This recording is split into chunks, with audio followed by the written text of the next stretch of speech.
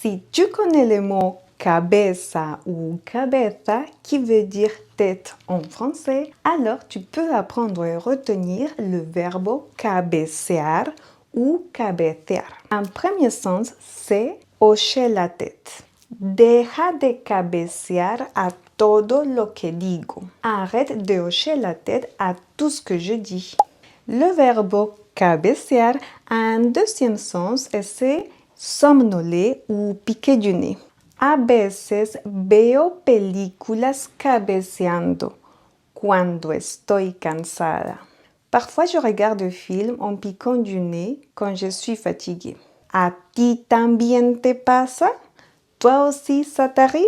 Et le troisième sens du verbe cabecear en espagnol, c'est faire une tête, reprendre de la tête. Voy a tratar de cabecear. Je vais essayer de faire une tête.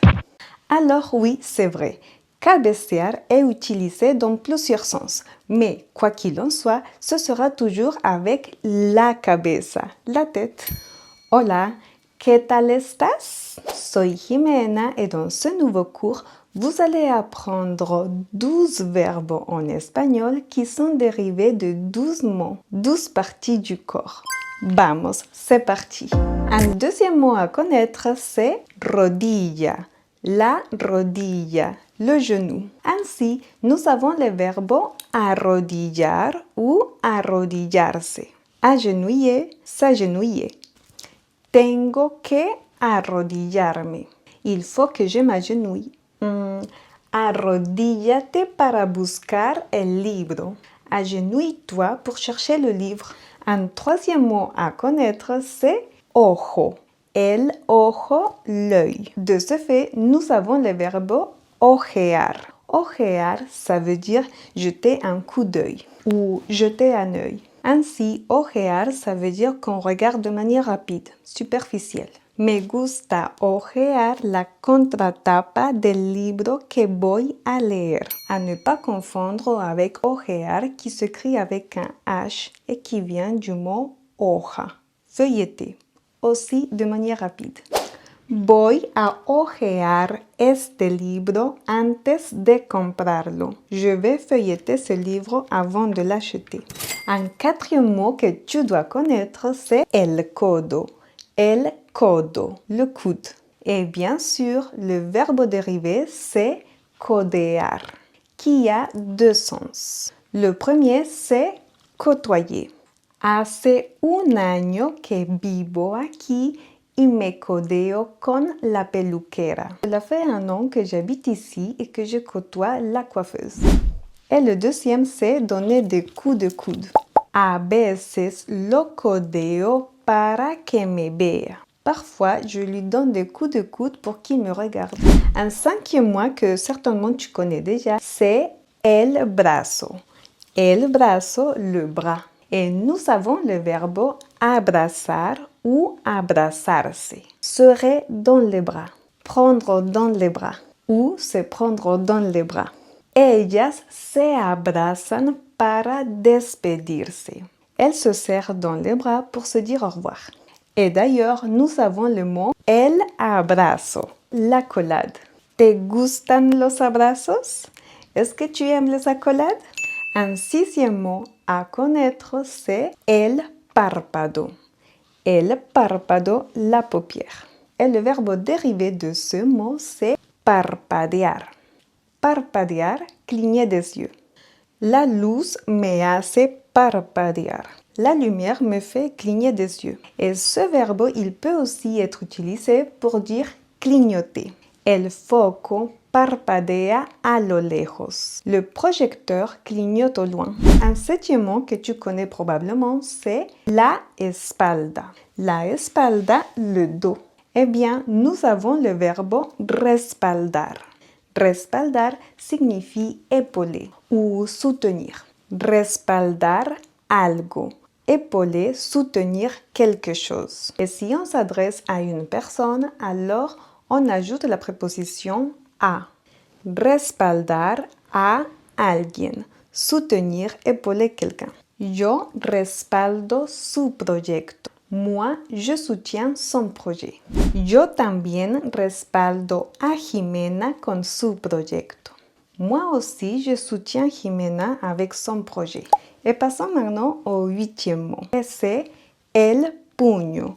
El puño, le poing. Et le verbe dérivé, c'est empuñar. Ça veut dire qu'on va tenir fermement quelque chose. Debo empuñar el martillo antes de utilizarlo. Il faut que je tienne fermement le marteau avant de l'utiliser. A veces debo empuñar el cuchillo para cortar el pan. Parfois, je dois tenir fermement le couteau pour couper le pain. Un 9e mot qui se prononce comme en français, c'est el pie. Mais attention, il n'y a pas de D à la fin. Et au pluriel, los pies, les pieds. Grâce à ce mot, nous avons le verbe pisar. Pisar, ça veut dire marcher sur ou appuyer sur. Pisa el acelerador para ir más rápido. Appuie sur l'accélérateur pour aller plus vite. Et pisar, il est aussi utilisé pour dire piétiner.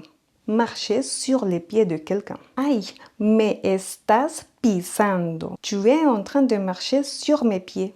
No lo pises. Ne l'écrase pas. Et nous arrivons maintenant au 10e mot. Et c'est la pestaña au singulier, le cil, ou las pestañas au pluriel, les cils. Eh bien, nous avons le verbe pestañear qui est synonyme de parpadear, cligner des yeux.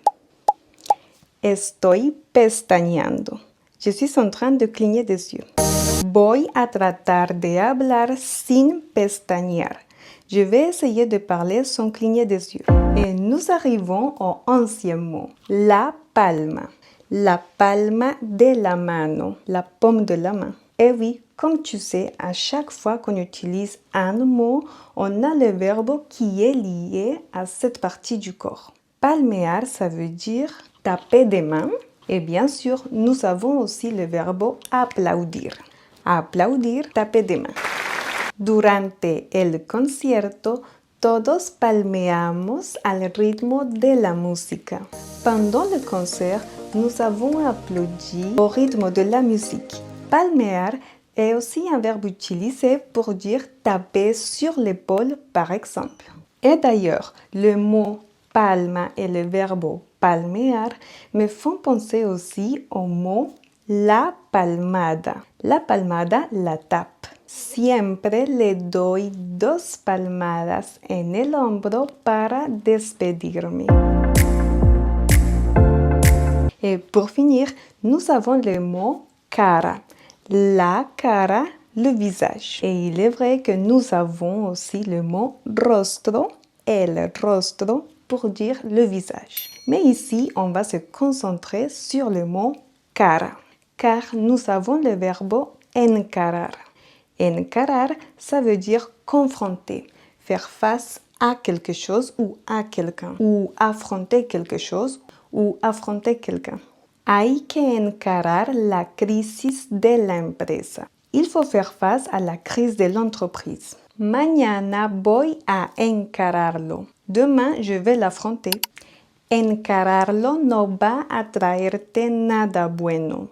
L'affronter ne va rien t'apporter de bon. Et complète maintenant les espaces en blanc. Es prohibido el césped. Il est interdit de marcher sur la pelouse. Écris ta réponse dans les commentaires.